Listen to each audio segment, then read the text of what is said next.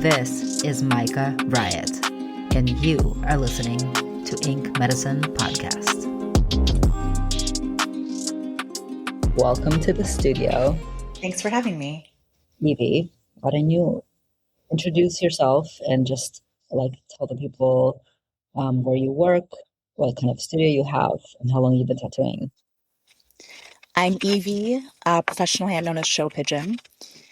My studio is called Show Pigeon Tattoo. Basically, back when I apprenticed about 17-ish years ago, I apprenticed under Esther Garcia, who you know, and she talked to me about branding.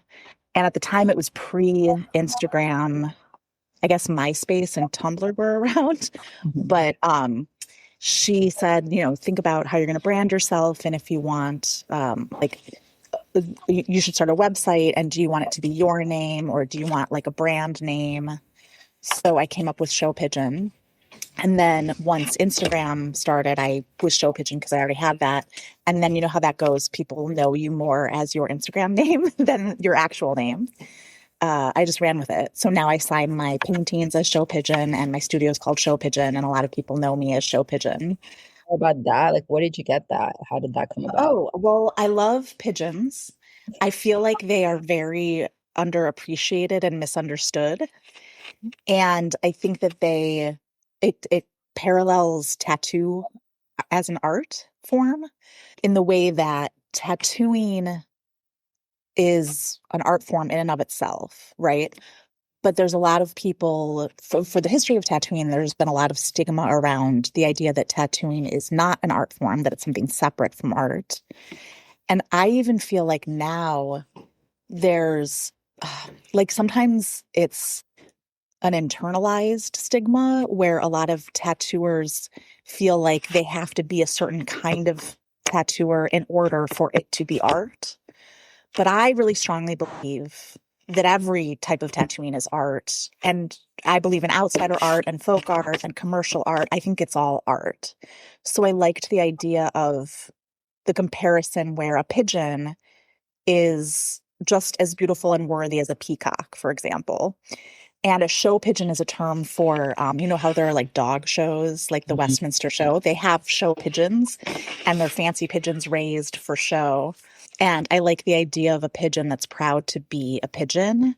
And they're not trying to be a peacock. They're just going to be the fanciest pigeon that they can be. That's so clever. I mean, before you explained it, I was already like a fancy pigeon, like something that you think of as so common can be so fancy, just like tattoos can be so common, but they can be so fancy, like at the same time. Totally. Yeah. So that was my website name and I apprenticed, and that was back in Chicago, up outside of Chicago, and apprenticed in Chicago. And then once I, graduated from my apprenticeship, I worked for about 2 years under Esther, and my plan was to continue to do that and stay in Chicago. And that's where my home was. And my husband, who we were already married, and he had been incredibly supportive during my apprenticeship, and he had gotten a job not that long before. And I think it was 2 months into his job that the CEO pulled him into his office and said, "Hey, we love you. You're doing great. By the way, the company's moving to Southern California. We want you to come." So that created some turmoil because it wasn't in the plans, but that was like a real long story short of it worked out really, really well. So now we've been in Southern California for, I think we just hit 14 years. Mm-hmm. It was 2012 that we moved, and it was really difficult. Once we made the decision, I was all in, but I was like, I know it's not going to be easy. Basically, I got to the point where I realized that what I was afraid of wasn't anything that was actually bad for me. I was afraid because it was uncomfortable. It was new. It was scary. It was way, way out of my comfort zone. And so when I realized that, that's when I was like, okay, we're gonna do this, and we're just gonna put our hearts into it. And so the nice thing about tattooing is it's such a portable job that I did go back all the time, especially in the beginning. I was still tattooing back at Butterfat like 1 week out of every month for a while. I can't remember exactly if it was a year or 2 years. And then I would start spacing the visits out a little more and a little more. And as I made my home here in Orange County and built my clientele, because that was part of it too, I would go less and less. And then eventually, so I worked at a couple places.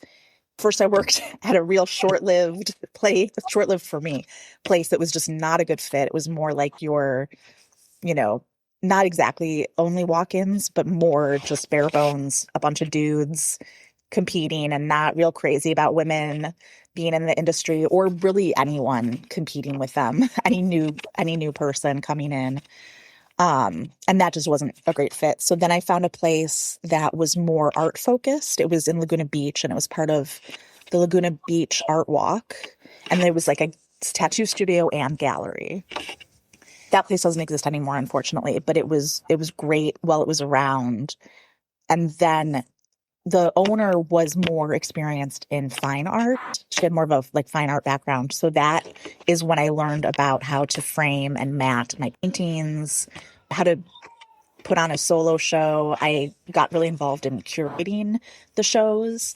She gave me a lot of freedom to kind of grow in that space and figure out a lot of things that once I was ready to open my own studio, I was kind of like, okay, this is how I would want to do it. This is what I would do and wouldn't do and how I'd kind of go about it. So eventually I decided I wanted to open my own space. And that was I just hit 10 years in my studio. That was 10 years ago. That's a big deal. And yeah, and I cannot believe it. It's like crazy how time flies, but also how it feels like it was just yesterday. Mm-hmm. So I own Show Pigeon Tattoo in Orange County, and I'm the artist there, and it's a small studio, and then occasionally I have guest artists who come through. But day to day, it's primarily just me. I have a specific kind of question. Like your traditional style, right? You tattoo in a traditional style. You even paint in a traditional style, like spit style painting, like so cool. I feel like it's becoming a lost art. And as you said, art is art. But how did you find your way? Like, how did you end up apprenticing under Esther, whose take is more of a fine art? Like her style is so different from yours. How did you? Yeah, that's a really good question because that was something that I thought about. So when I decided I wanted to pursue tattooing, it was traditional tattooing that like got me, that like hit my heart and made me really interested in tattooing. And so when I was looking for apprentices or for mentors to apprentice under or to pitch, it's so hard to find an apprenticeship, making my dream list of like, oh, who do I want to, approach to see if they would take me on. I did think about that a lot because I pursued certain people who were more just straight up traditional tattooers. And at the time I was working as a chiropractic assistant. It was just sort of like an odd job that I had fallen into.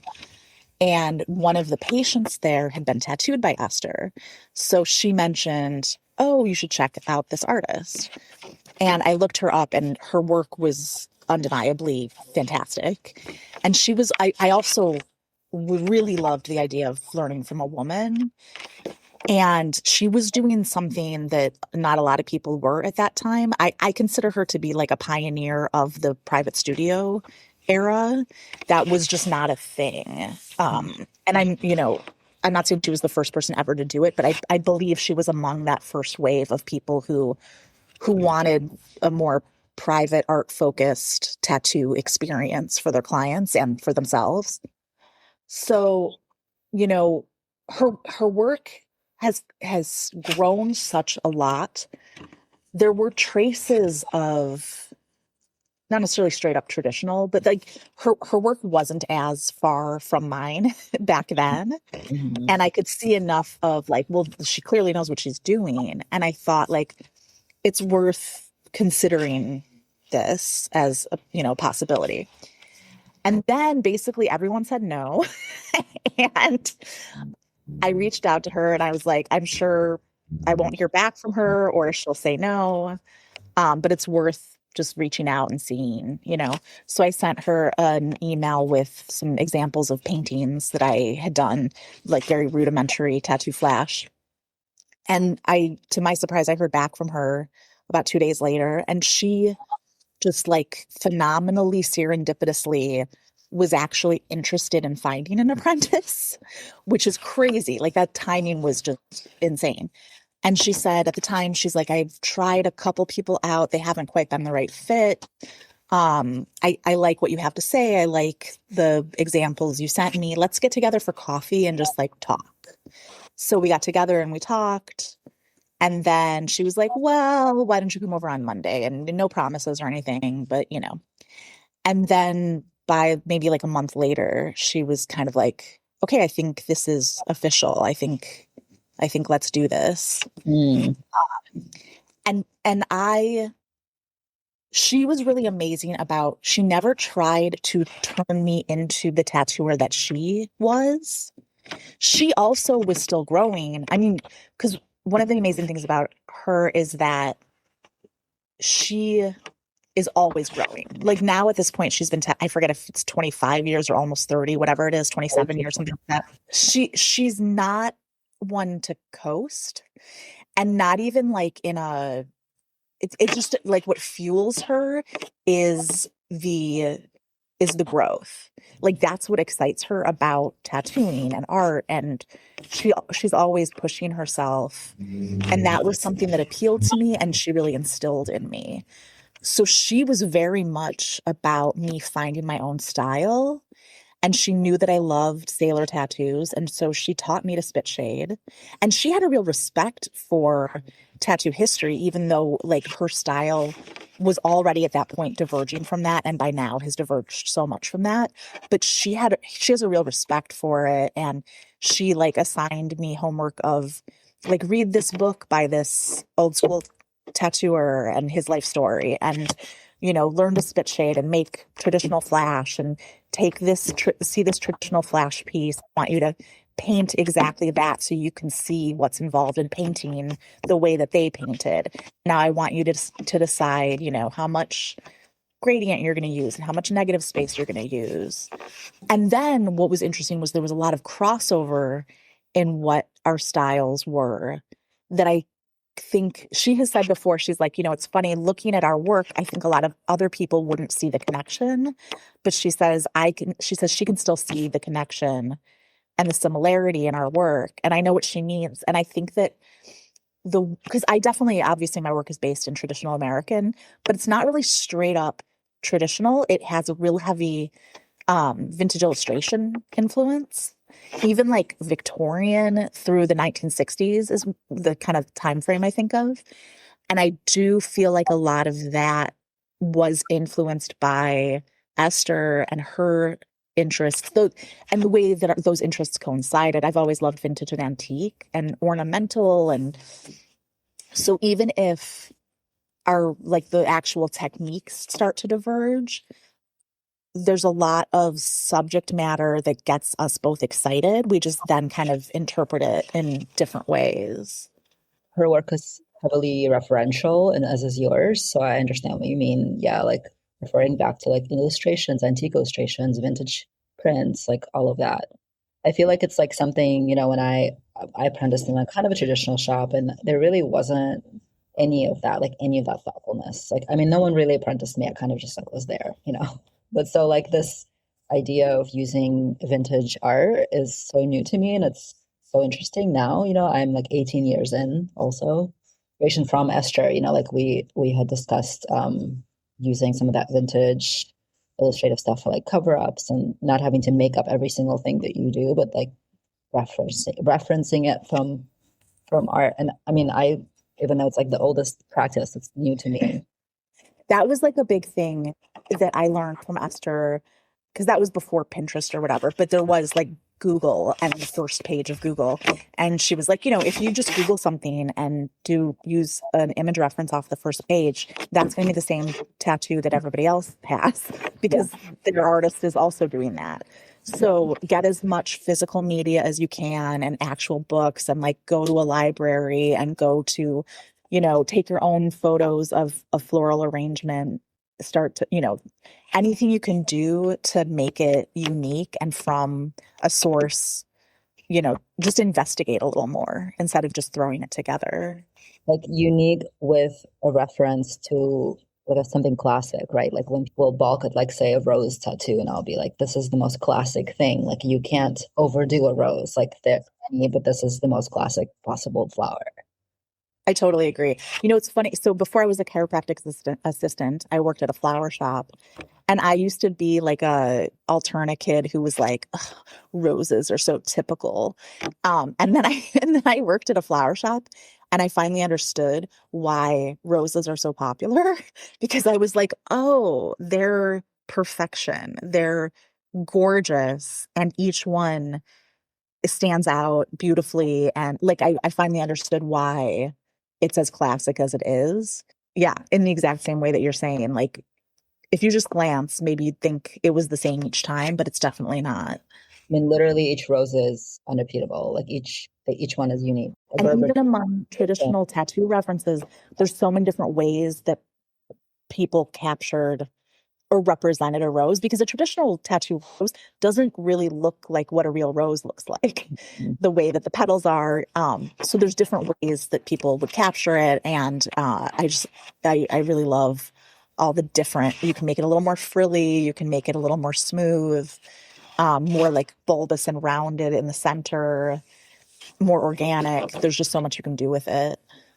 is that something that you taking your practice as a more traditional tattoo artist, like is that something that you try to do as you design maybe similar if some, if somebody wants say a rose and this is the style you're working in, how do you make it more exciting for yourself? That's a good question. I used to do more of literally, well, sometimes I will still do that, I suppose. Like, I might literally show them references of ways that I've tattooed roses before. And I might say, like, which one are you drawn to? Because I don't know if, like, now I have, like, I do a lot of parrot tulips, which are the really oversized frilly tulips. And I do a pretty distinct version of. So if somebody wants one of my tulips, like, I kind of know what they're going for. But I've done different roses, different ways of doing roses over the years. I will say now I'm more consistently doing a certain style of them, so I might just like go for it unless they get really specific.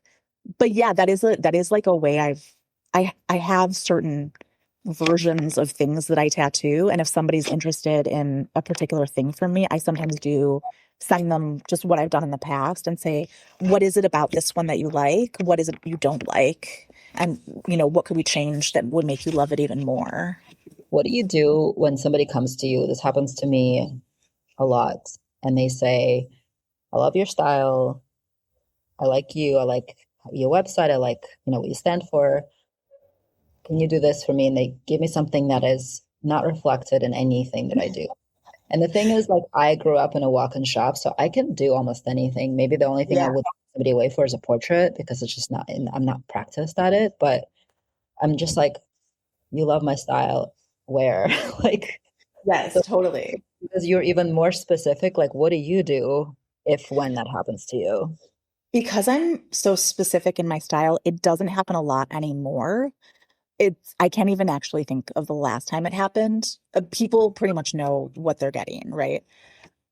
But when I was making the transition, because I used to do whatever tattoos came in the door, even as I was developing my own style, I didn't have the luxury of having enough of those appointments booked that I could turn other things away.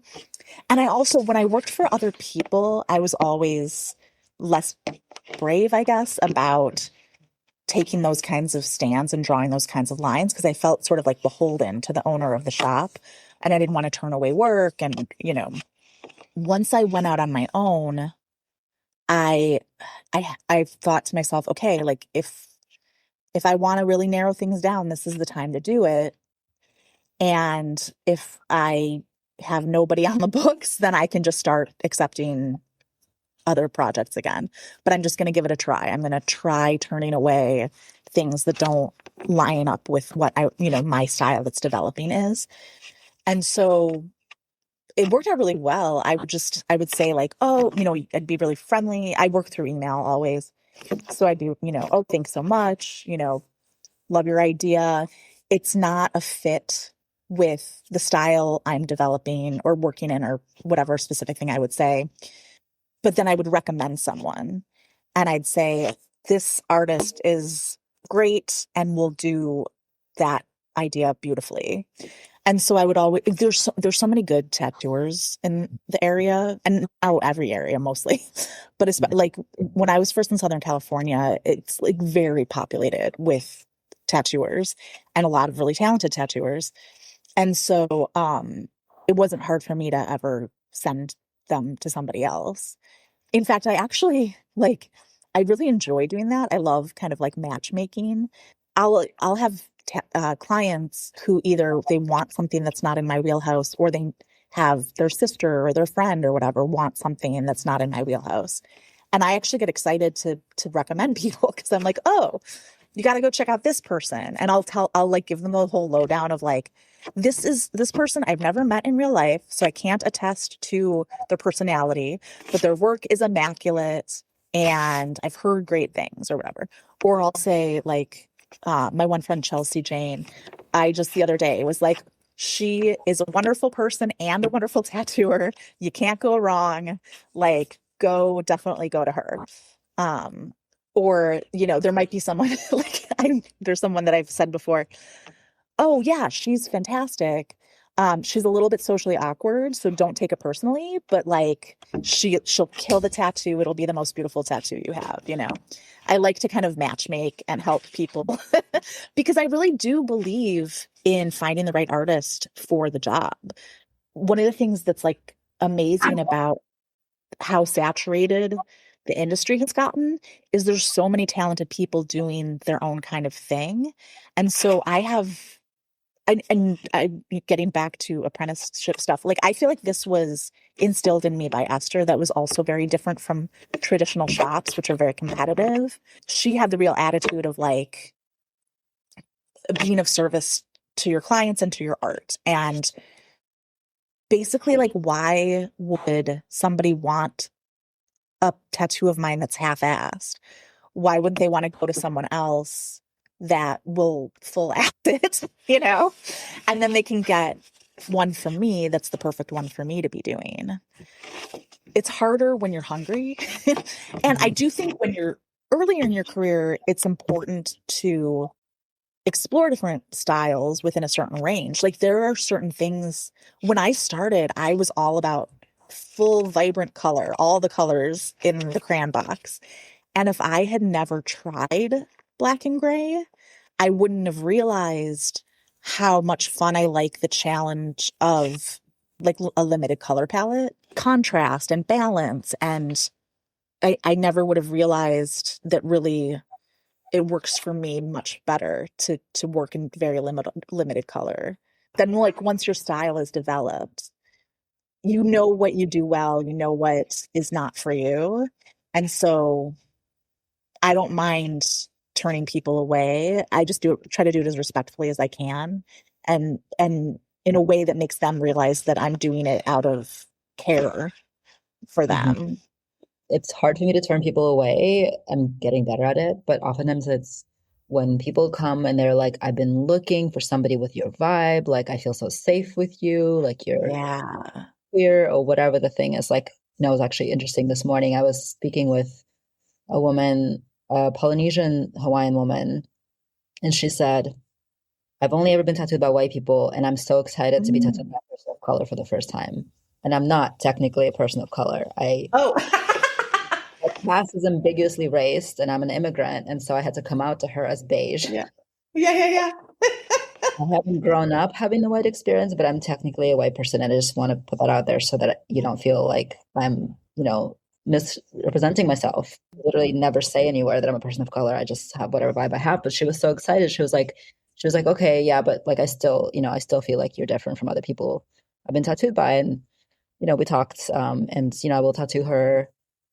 But it was like, I feel like it's really hard for me to turn people away because of that, because I feel like people will find me and be like, oh, I feel safe with you. And I'm like, yes.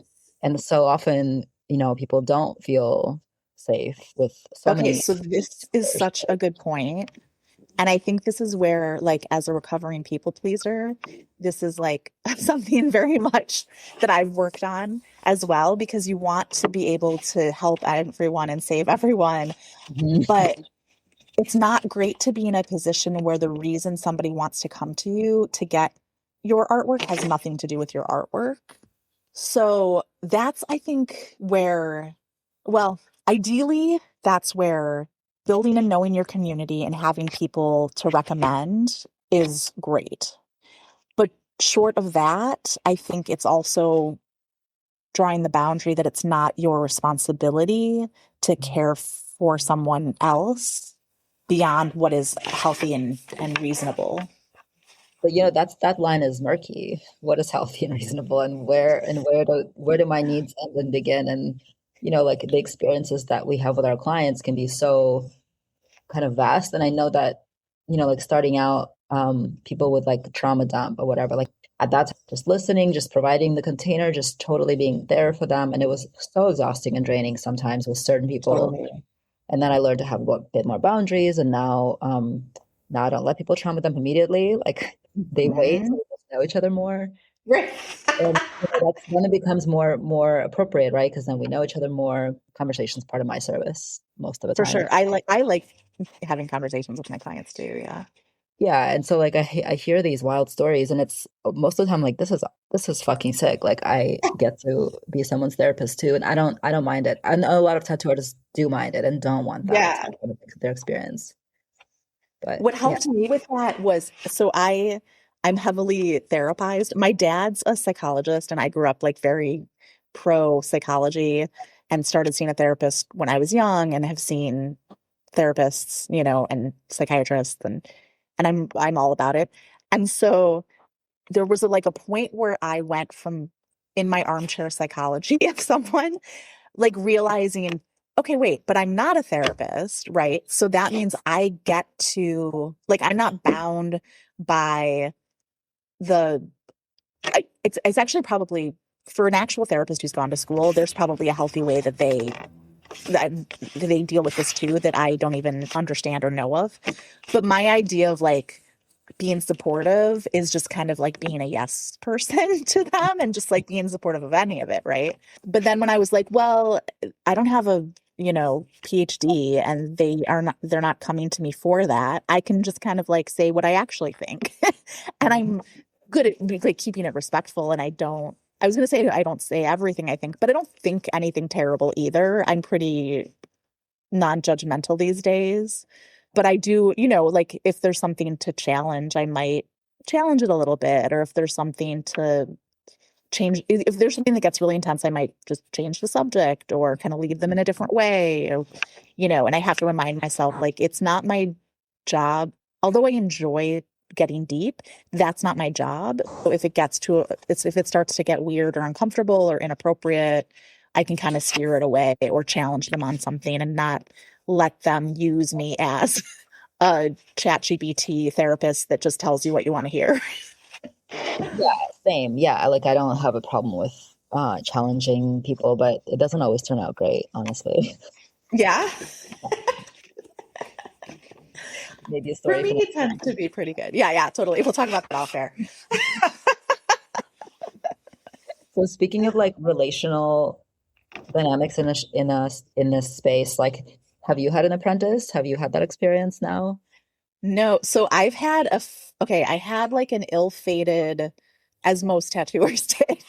When I was the studio that I worked at in Laguna Beach, we had a shop apprentice who I put a lot of work into, and it was like then the person got poached by one of the other employees. And at the time it was really hurtful. And then it was like, ooh, I dodged a bullet on that one just because of the particular personality and the situation. So I've never had since then said I was actually like teaching from scratch. But what I've had a lot of that I really enjoy is more like I've mentored tattooers who are either like learning from someone else or already in their career. So I'm not actually teaching them from scratch basics of technique, but I might help them like refine their technique.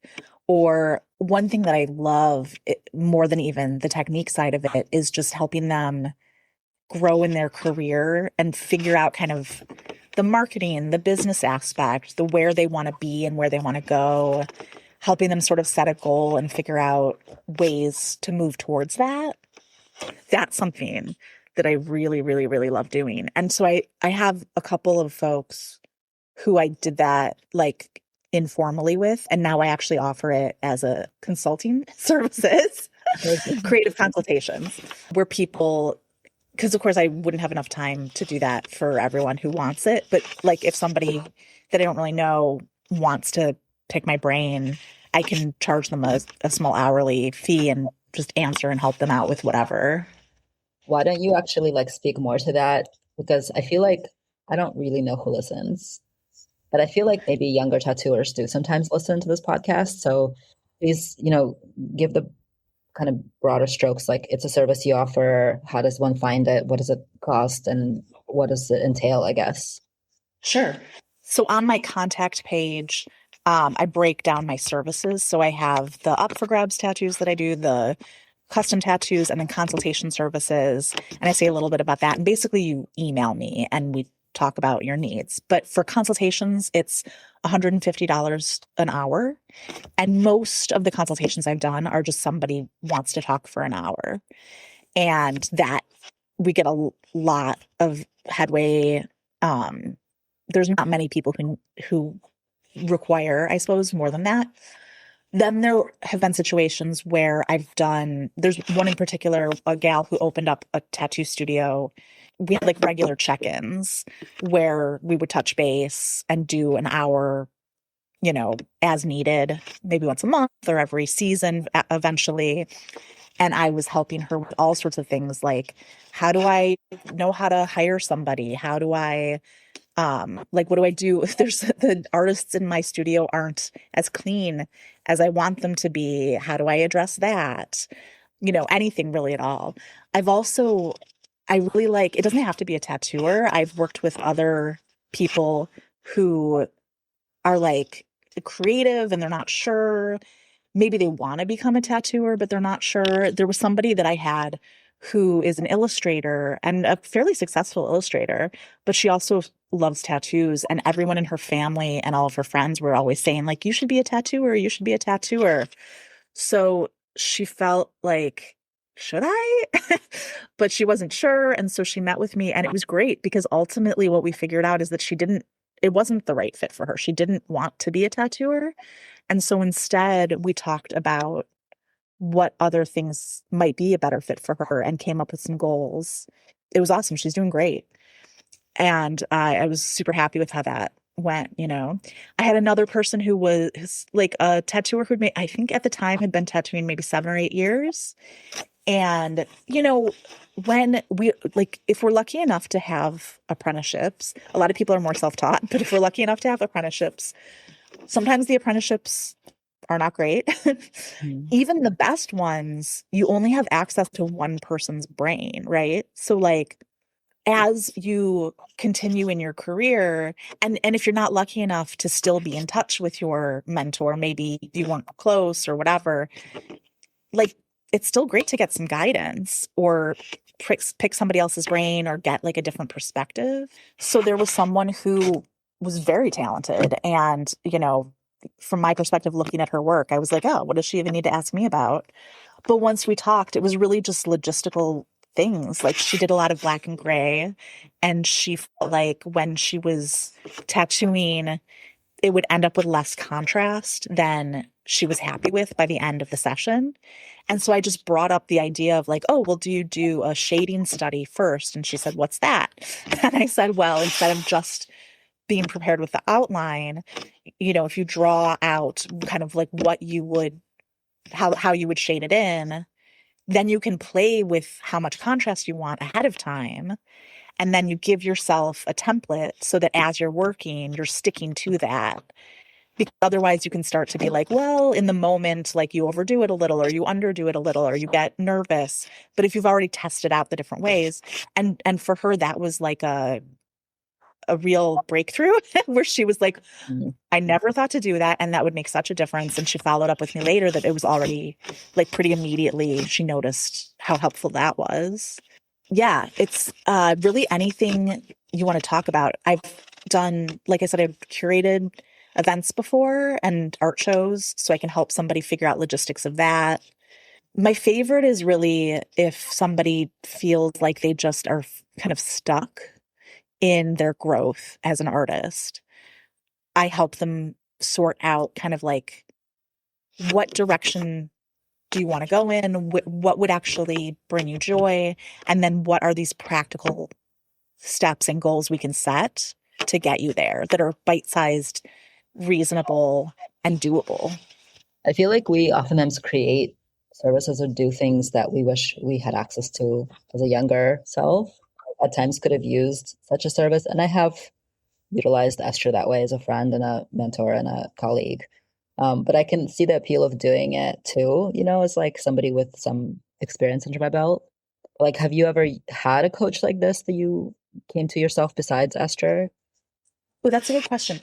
So Esther when I was apprenticing, Esther introduced me to an old colleague of hers named Nuco Villanueva, and he's awesome. He owns Studio One in Chicago, and he had more of more traditional style and more of a traditional shop.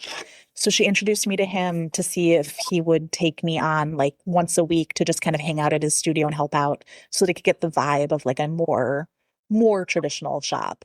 And he did, and it was great. And so when it came up that I was gonna move out here and I was really scared, and I didn't keep in mind, I didn't know anyone in California.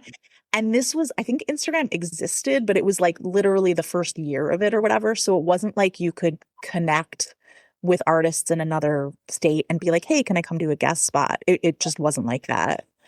So I went and I talked to Nuko, and he was awesome. And he gave me a lot of guidance about basically how to like make friends in a new city.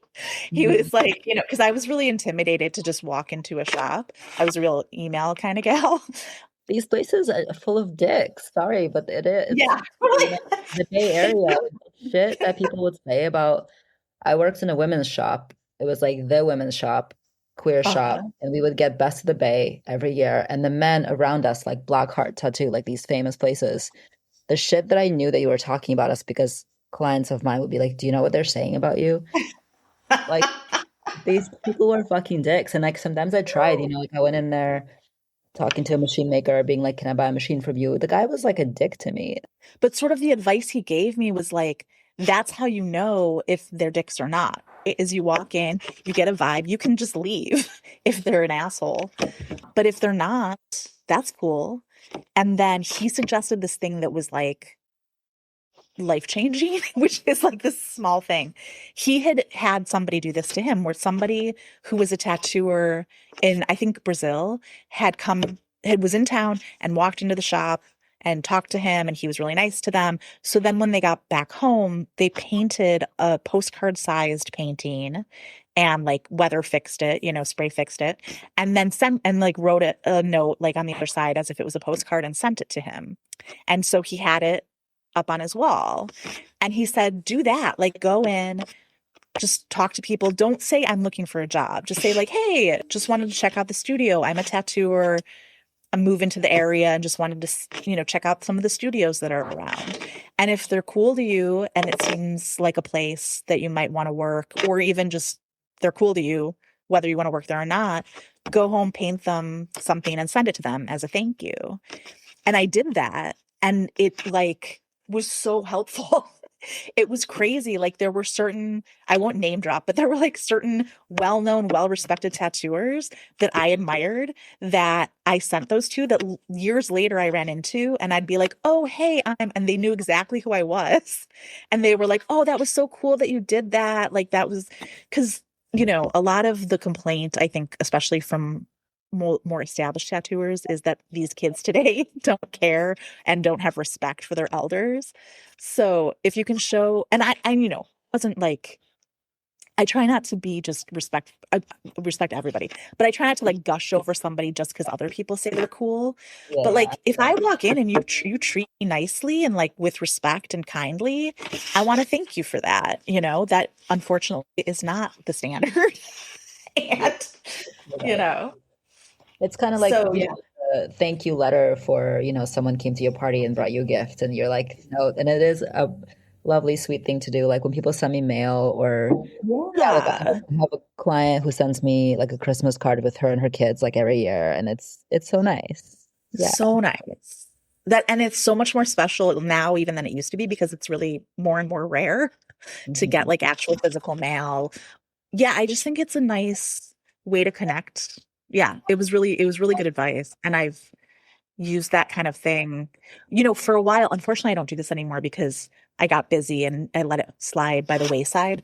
But when I was building a clientele, I used to, and when I was done with the tattoo, on the paperwork they fill out their home address, I would write a little postcard like thanking them and drop it in the mailbox. And that helped me build clientele. People really appreciated that.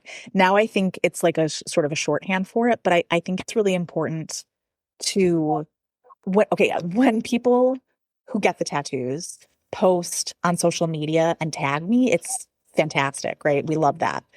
So I think it's equally important to tag the person whose body the tattoo is on.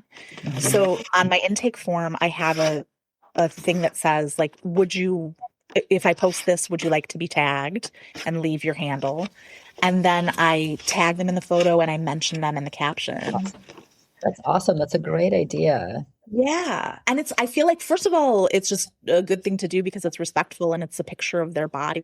And like, Yeah. I want to shout out that it was them. But it humanizes like the tattoo. It's not just like some random body part. It's this person's body Mhm. part and their idea that they had, especially like if it's custom, I might say a little something about what was behind the tattoo for them. And it also incentivizes them to shout you out. So then they're more likely to share the photo to their Instagram stories or whatever. And it's just good like community building and client building. Yeah, no, you're right. That is awesome. I guess like I have these sort of outdated ideas about that because it mostly feels like everybody wants to be posted, so I assume that they do. Uh-huh. I also assume they don't want their face in it, which is not always true. Some people would be fine with their face in it. And then I assume that it has to be anonymous because I have had experiences where I'd post somebody that they were happy about, being posted, and then later, years later, would be like, "Hey, can you like remove my picture?" Like I don't Oh, want to. really? I've had that happen. Yeah. Yeah, I mean, I think I'm with you where it seems like most people prefer to have theirs posted, but I think like that asking on the intake form just takes all the guesswork out of it. Some people don't care, but some people don't want you to post. Like, because I'd had that in the past too, where people would be like, "Oh, I don't want my mom to know that I got this tattoo and she's active on Instagram, so please don't tag me." And that's Mhm. totally fair. That's actually one of the reasons that the postcards too, that happened a couple times where people were like said something about that they live with their mom and they didn't want their mom and they weren't going to tell their mom about it. So then I was like, oh, well, I shouldn't send a postcard because then I don't want it tipping them off. Yeah, how would you, I guess you wouldn't necessarily know that unless you knew, like unless you asked. Yeah, totally. Or the postcards like postcards of your art or of like Yeah. That's how your it started was because I did an event. I did like an art walk where I printed up a bunch of postcards of small designs to like I think I sold them for 50 cents or whatever. They were just off my printer. Mhm. And then I had all these extras. So I was like, "Oh, let me that could be something I do is like write a thank you note." And then it just sort of became a thing. Yeah. Yeah, I made some postcards last year just because I wanted to have some with they're not like they're not really tattoos. They're different things. But that's great. But of your artwork or more photos? They're like a few are designs I digitally made, a few are tattoos, and a few Okay. are like photos I took of like my really artistic photo of my partner's ass, things like that. That's cool too. But yeah, I love this, like kind of going back to paper also because I used to draw all by hand, all on paper, all with transfer Mm, paper. yeah. And now I'm doing most of it on my iPad. It's so much easier, right? To like make a nice clean outline because I was always like smudging pencil lines and getting like my stencils weren't always like clean for me because Yeah. like redrawing pencil lines or whatever. So I'm like, I love it because the stencils are so much easier. It's so much easier to copy something, change something, but where's the paper? Like I miss, so I like the idea of playing with postcards and playing with like Yeah. hand-drawn art. Yeah. I actually have never used Procreate or any of those. I still use a mechanical pencil and draw everything on paper. Sometimes or most of the time, I should say, I'll take things I'll scan it and bring it into Photoshop and resize and move elements around. And I'm not against Procreate. I just never did. Mhm. And so I like my pencil and my paper. So just kind of, I've stuck with it. I haven't ever switched over. You know what made me switch over exactly is when I was doing a lot of mandalas and I was Oh, for sure. I was drawing them like folding paper and unfolding Yes. paper and doing all of that. And I didn't mind that so much, but it took so long. And so then I found out that you can use an iPad and that it wasn't Procreate at that time. I use this other one, Amaziograph. Okay. You can really easily make mandalas and snowflakes and things like that. So Totally. Well, yeah, for any type of tattooing that's more like geometric yeah. or symmetrical, like absolutely. My work, part of the charm is that it has a hand-drawn look to it. So it's not really necessary in that way. I mean, there's plenty of traditional style tattooers who use that kind of thing, and that can work for them too. But yeah, if I was doing mandalas, oh my God, I would absolutely be hopping on the Procreate train because that would take so much extra pain out of the whole thing. Yeah, I went from being like, a couple hours for design to now being like, oh, you want 5 versions? Here you go. Like you can have five Yeah, different versions. Like it's so easy for me to just like make 5 versions. It takes me 10 minutes. totally. It's amazing that you're completely hand based, which, is again a dying art. Yeah, and it's cool. Like sometimes, how people have you ever had it where like a tattooer, or if you ever offered the person the outline at the end of the session or whatever, sometimes I'll have like the initial sketch. And it's special, like if it's a tattoo for somebody, there was somebody recently where she got a tattoo that was in honor of her baby daughter. And she was like, "Oh, can I keep the artwork for it?" And I said, "Yeah, actually, I have this too, the first sketch I did when I was starting to draw it." And it Mm. just meant a lot to her. Yeah, I know sometimes when I offer to people and they're into it, I'm like, this is sweet, but I forget. Well, I do a lot of drawing on the body. I have been doing a lot of that. I'm kind of also like shifting things. I also really like growing, changing things up, and maybe it's ADHD, but I really like the process of growth and research and finding out new things and doing something totally different and a little bit less streamlined, but it also makes me excited all the time. Yeah, I mean, honestly, that's one of the great things about our job is it's as challenging as you want it to be, and Mhm. you can grow within it as much as you want to. So it's like you can really have a lifelong career in it and never get complacent. Yeah, agreed. Have you have you either have you gotten to tattoo Esther? Is that something that's happened? Yeah. So, it's funny. She might, and I mean, it was years ago. She might get it lasered off. She recently asked me if it would be okay with me, and I said, yeah, totally. Because I said it, at the time, I was so proud of that piece, and now I'm like, I've come so much further, and I look at it, and I'm like, oh yeah, it didn't age that great, and there's things I would do differently now, and I still got the experience of tattooing her, and that was special. And I also am like. This is a little personal, I suppose, but I'm at a point in my relationship with her where I don't feel like threatened by, okay, you have to understand Esther. So for anyone listening who doesn't know who Esther is, Esther Garcia is an incredible tattooer. Like I said, a bit of a pioneer in her field, in our field.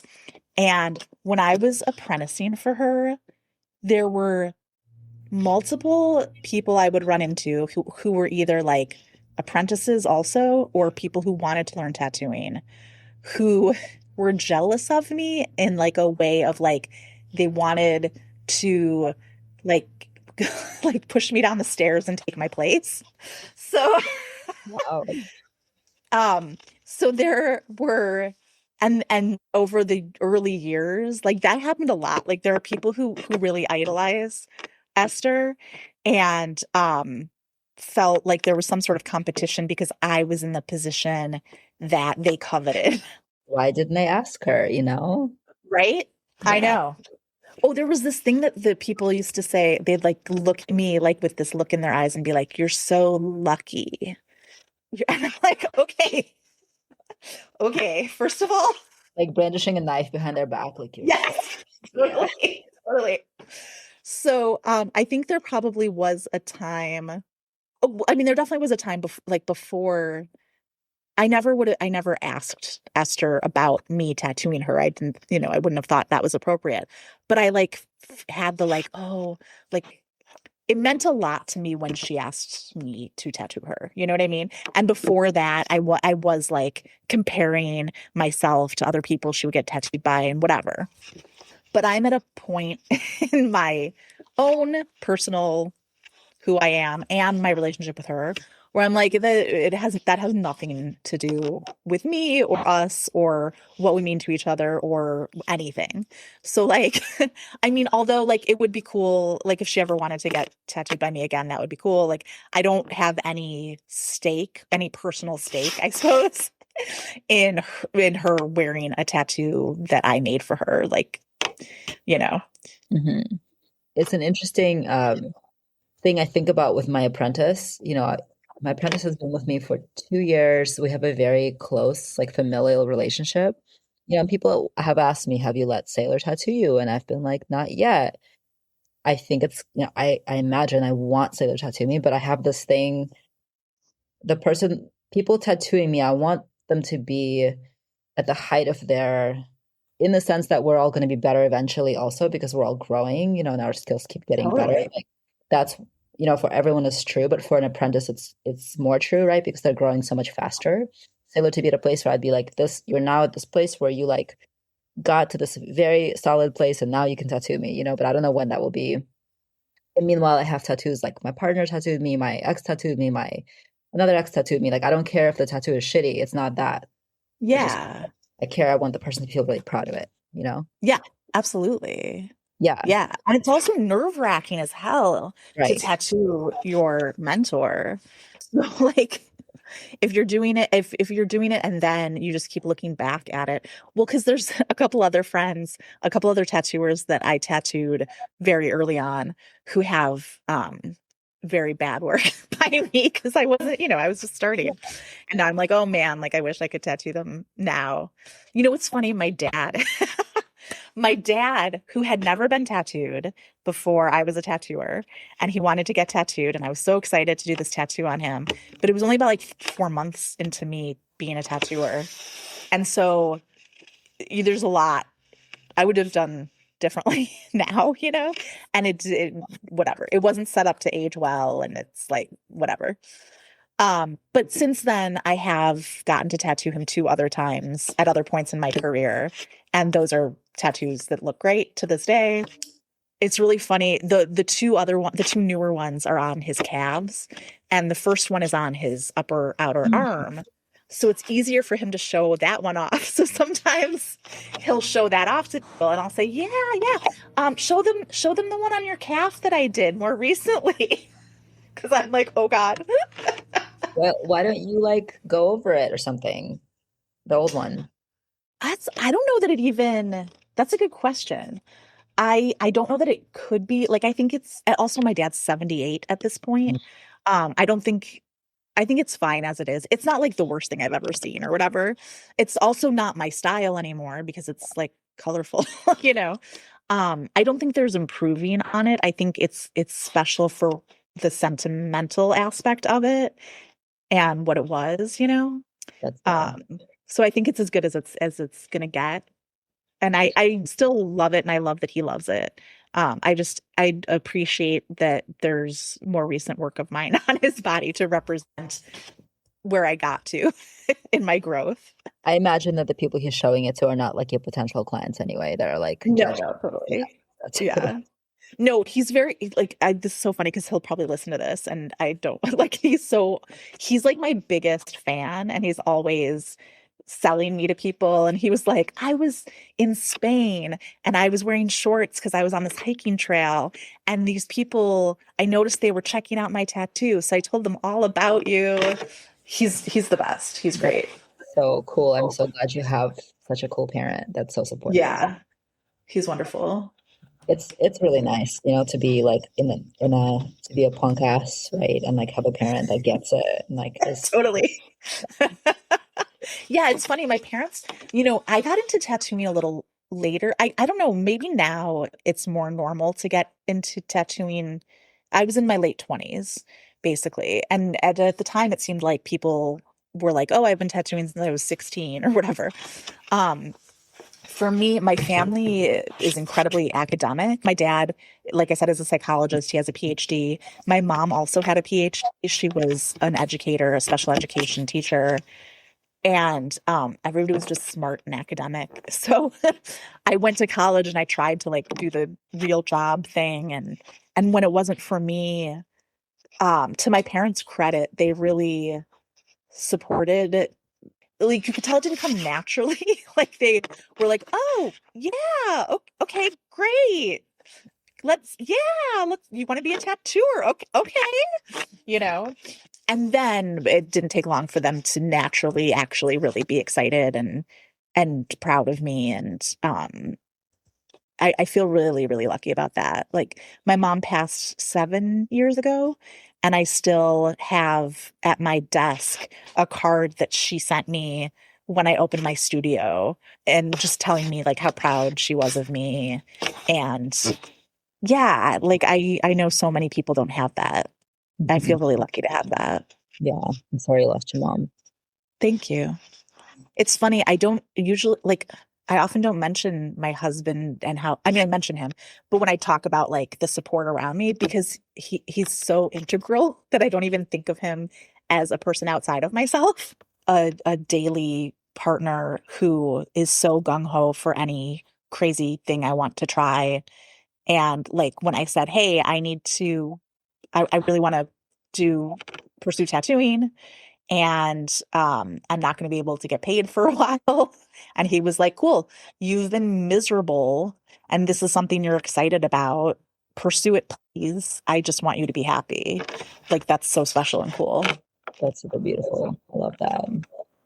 Yeah. You guys have been together a long, long time, sounds like. Yeah, 24 years. How old are you? So I just turned 46. So we met when I was 21 and he was 24. And then we were together about 5 years before we got married. So we've been together, we're coming up on 20 years of marriage next April. Wow. Which yes, is another thing that's like, how did that even happen? And it's weird being at this age. How old are you? Do you mind me asking? Okay, yeah. I first of all love being in my 40s. It's the best. But like I forget all the time. Like I know I'm in my 40s or whatever, but I think of younger people as my peers. I had a client recently who we were talking about whatever, and I said something. I was like, "Oh, are we about the same age?" And she said, "Well, I just turned 30." And I was like, "Oh no, she's gonna feel insulted that I thought that." But it wasn't because like I think she looks old or something, Yeah, which by the way, really I don't think yeah. yes. And by the way, I don't think looking old is bad either. But I mean, I know like a 30-year-old wouldn't want somebody to think that they were 46 or whatever. But I was like, no, it's that in my mind, I'm your peer. Like I forgot. It's wild to me because I feel like no different than I felt at 25, except I feel better in my body, like in my sort of Yeah. self, but I don't feel that different. So you're right. It's odd. And I think it's because maybe I'm assuming you don't have children. I don't think you do. Right. I do. And I do think that's a big part of it too. Yeah. Is that I'm responsible for my cats, but other than that, like I'm not responsible for the life of an entire person. And also the way kids age, you see the aging really distinctly and quickly. And we don't feel that age go by that quickly for us, you know? I think that's a big piece of it. Yeah. And being queer, kind of counterculture in that way too. Like it feels so different, like how time goes by for our generation. I think it's generation for me, also culturally specific to queerness. But yeah, it's odd to be like, oh right, we're now middle aged, except we don't. Right. Totally. Yeah. Oh, well, you know, whatever they say, millennials are younger for their age anyway. Yeah. I guess, I don't know, you're a millennial, right? You're like an older millennial. I'm Oh, a Zennial. Zennial. I was born in 1980, so I'm on the cusp of Gen X and millennial. Okay. That supposedly I'm part of a micro generation, which rings true like whenever I read about it because I grew up where like the email didn't exist until I was, I mean, almost out of high school, really. But then I definitely have had more technology than than most Gen X people did. But it's different than like, especially it's weird because you're not that much younger than me, but you're younger enough that I'll like, when did you first get a cell phone? Were you young still? I was 16. I mean, my mom Okay. wanted it to happen because I was running around by myself and driving, you know, but it was like Yeah, totally. this little thing. It's like a Nokia, right? Like, So I didn't have a cell phone until I was like 25 or something because people at that time were starting to have cell phones, but it wasn't like ubiquitous. It wasn't like everybody had a cell phone. So yeah, so even that like 4 year difference between us yeah. technologically for like the technological advancement, it made a big difference in our Yeah. development. Yeah, for sure. Like AOL happened when I was in middle school. Summer of 96, and around that time is when AOL first came out, and so you started like instant messaging people and looking online and you know looking things up online, and I was just like fascinated. I spent my entire Totally. teenage years like online because of that, because it was That's then so it funny. became a thing. Yeah. Yeah. For me, that was like college Mhm. was chat rooms and So thank you so much for coming on the pod. I thank you feel for like, having me. yeah, I feel like I'm out of practice, but I was like, oh, you're the perfect person to like jump back into this with, because I mean, just have clearly so many things to talk about. We could have, And the business of it and everything. Yeah. which is so multifaceted and fascinating. You know, I feel like people who are clients who, you know, curious about it really have no idea how multifaceted this is. Absolutely. For as a last question, will you tell us what, like, give us like three small things that are making you happy lately? Like small Oh. things. I have really been enjoying this summer. I don't always love when it's hot. And summer 7 years ago when my mom was ill was it was summertime. So it took me a long time to enjoy summers again. But I'm like being real easy on myself this summer and kind of my schedule's a little lighter and instead of stressing about it, I've really been embracing the extra time to see friends and go on adventures, day trips. So despite the heat wave that I've been in, like I've really been enjoying summer and the light, the sun. It's two other things. God, I went to the best farmers market the other day and got a bunch of the best produce. And then there was like we took a day trip up to Ojai. And then when we were driving around, there was a bakery box, like a little free library, but it was like a honor system pay through Venmo bakery stand of just some home baker's sourdough bread. And so I got the sourdough bread and then I brought it home and it had it with some Havarti cheese and the heirloom tomatoes from the farmer's market. And it was like the best thing I'd ever had. So Yeah. really enjoying that. Honestly, like just enjoying community. I had mentioned to you that when Esther asked me about being part of like a tattooer group where we get together and talk about things, that's the kind of thing that it like intimidates me. But I say yes to things that intimidate me when I know that they'd actually be good for me. And it's really refreshing that I should have known, of course, right? That's why I say yes, 'cause it always works out. But yeah, it's been super refreshing to connect with some other tattooers that I didn't know yet and talk about our jobs and our what they mean to us.